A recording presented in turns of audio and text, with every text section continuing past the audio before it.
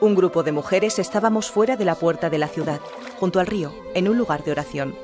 Lidia, vendedora de telas de Tiatira, también estaba allí cuando dos hombres llegaron y nos pidieron unirse en oración.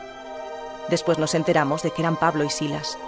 El Señor abrió el corazón de Lidia para que prestara atención al mensaje de Pablo, y ella y todos los miembros de su familia fueron bautizados.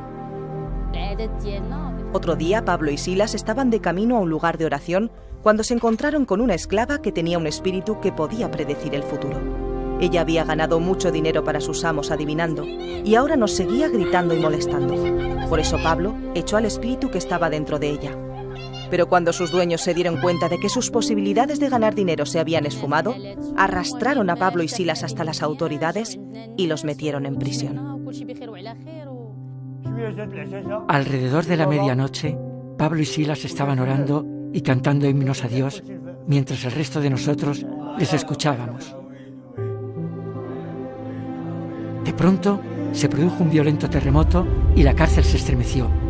Todas las puertas se abrieron y las cadenas de todos los presos se soltaron. Cuando el carcelero se despertó y vio todas las puertas abiertas, sacó su espada para matarse. Pensó que todos los presos habían huido. Pero Pablo le gritó que ellos aún estaban allí y que no debía hacerse daño. Entonces el carcelero pidió luz, entró precipitadamente y se postró delante de ellos temblando. Aquel carcelero aceptó a Cristo y se bautizó junto con toda su familia.